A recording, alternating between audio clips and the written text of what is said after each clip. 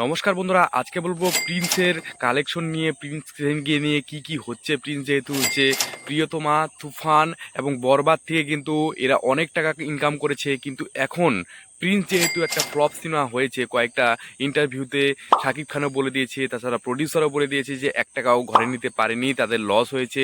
প্রিয়তমা, তুফান এবং বরবাদের মধ্যে কিন্তু 5 লাখ টাকা এরা লাগিয়েছিল, 5 থেকে 4.5 লাখ টাকার মতো খরচা হয়েছে। তো সেখান থেকে কিন্তু 25 লাখ 30 লাখ টাকা তারা এই জায়গা থেকে কিন্তু ইনকাম করেছে। তো এখন যেই প্রিন্স সিনেমাটা একটা স্টার বই করেছে, সেটা কিন্তু টিজার কিন্তু লঞ্চ হয়েছিল, কিন্তু এরা কিন্তু দেখেছে, তারপরে কিন্তু প্রডিউসাররা কিন্তু এটার মধ্যে এত টাকা লাগিয়েছে।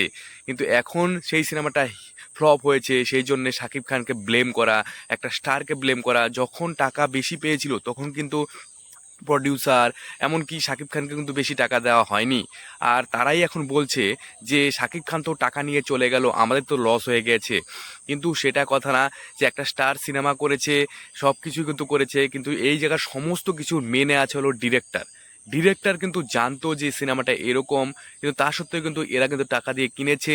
আর এরা প্রডিউসাররা কিন্তু জানতো যে এই সিনেমাটা এরকম ফ্লপ হবে, কারণ সিজিআই, ভিএফএক্স, তাছাড়াও কালার গ্রেডিং একটাও কিন্তু আমার কাছে ভালো হয়নি। কিন্তু এরা কিন্তু এগুলো দেখেও কিন্তু সিনেমা নিয়েছে, যেহেতু লোভ করেছিল যে মানে বরবাদ, ওগুলো তুফান, ওগুলোর মধ্যে অনেক কামাই করেছে, ভাবছে যে এখনও কামাই করবে। কিন্তু পরবর্তীতে কিন্তু রকস্টার বার হচ্ছে, শাকিব খানের যে সুন্দর লুক ছিল, সেখানে কিন্তু তারা ভালোভাবেই এই টাকাটা কিন্তু ঈদুল আজহাকে কিন্তু কিনবে। তখন কিন্তু আবার লস হবে না লাভ হবে, সেটা কিন্তু এগুলো কিন্তু কথা বলবে না যে সে প্রিন্সের মধ্যে ফ্লপ হয়েছে, এগুলো কিন্তু বলবে না। কিন্তু কথা হলো এটাই যে এখন যেহেতু প্রিন্স ফ্লপ খেয়েছে, সেই জন্যে সবাই এই ধরনের কথাবার্তা বলছে যে শাকিব খান ভালো না, শাকিব খান টাকা নিয়ে চলে গেছে। কিন্তু এই শাকিব খানই কিন্তু অনেক সিনেমা কিন্তু হিট দিয়েছে। বাংলাদেশ মানেই কিন্তু, আমি যে এপার বাংলা মানে ওপার বাংলা থেকে বলছি যে এগুলো কথা, যে বাংলাদেশে কিন্তু অনেক সিনেমা হিট দিয়েছে, শাকিব খানের কথাতেই কিন্তু আনন্দ প্রমোদ করে কিন্তু সবাই সিনেমা দেখতে যায়। এটাই কিন্তু সত্যি, কারণ শাকিব খানের কিন্তু একটা বিশাল বড় একটা ফ্যান ফলোয়ার আছে, আর সেটাই কিন্তু মানতে বাধ্য সবাই। আর যারা শাকিব খানের ফ্যান আছেন অবশ্যই কিন্তু লাইক করে কমেন্ট করবেন। কমেন্ট না করলে সবাই জানবে কিভাবে শাকিব খান এত পরিশ্রম করে একটা সিনেমা করেছে। তার এখন সে কি জানে যে একটা ওর যে নাম আছে শাকিব খানের, তার নামের ভিত্তিতে কিন্তু সে রাখতে চেয়েছে যে একটা সিনেমা ফ্লপ যাতে হয়, সে কিন্তু ওরকম করে কোনোভাবেই কোনো কিছু করে না। এখন সিজিআই, ভিএফএক্স যদি খারাপ হয়, এগুলো আলাদা আলাদা কাজ, ওদের সিজিআই এর জন্য আলাদা থাকে, কম্পার্টমেন্ট থাকে, সেখানে কিন্তু আলাদা আলাদা কাজ করে। সে কিন্তু অভিনয়টা কিন্তু ঠিকঠাকই করেছে শাকিব খান, তো এখন তাকে ব্লেম করাটা উচিত না। তো অবশ্যই শাকিব খানের সাপোর্টার কে কে আছো অবশ্যই কিন্তু কমেন্ট করে জানাও, প্রতিবাদটা জানাও যে শাকিব খানকে এত কথা বলছে, যে বিভিন্ন জায়গায় বৈঠক বসিয়ে, বিভিন্ন জায়গায় মানে পডকাস্ট করে বলছে যে আমি 1 টাকাও ঘরে নিতে পারিনি, এই প্রডিউসার এই টাকা নিয়েছে, মানে শাকিব খান এত টাকা নিয়েছে, আমি 1 টাকা নিতে পারিনি, শাকিব খান স্বার্থপর হয়ে গেছে। এগুলো কথা জানাও, কমেন্ট সেকশনে লেখো, যাতে সবাই জানতে পারে এই ভিডিওটার মাধ্যমে যে শাকিব খান এত ভালো ভালো সিনেমা দিয়েছে, তাকে কিন্তু এগুলো কথা বলা ঠিক নয়।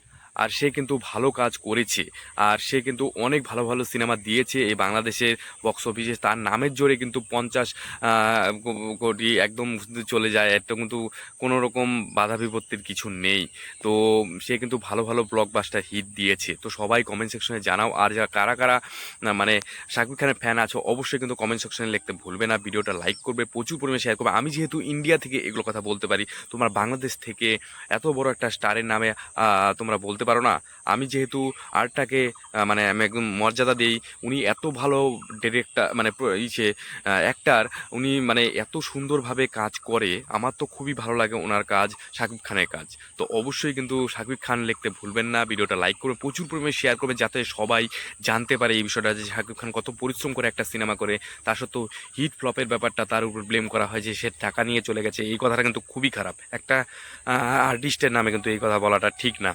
তো ভিডিওটা কেমন লাগলো অবশ্যই কমেন্ট সেকশনে লিখতে ভুলবেন না, ভিডিওটা লাইক করবেন, প্রচুর পরিমাণে সাবস্ক্রাইব করবেন, যাতে সবাই এই আপডেটটা জানতে পারে। কারণ আমি ইন্ডিয়া এবং তাছাড়াও কিন্তু বাংলাদেশের সমস্ত রকম আপডেট, এক্সক্লুসিভ আপডেট কিন্তু সবার আগে এই চ্যানেলে দিই। অবশ্যই সাবস্ক্রাইব করবেন এরকম টাইপের আপডেট দেখার জন্য। আজ কিন্তু এখানেই, জয় হিন্দ, বন্দে মাতরম।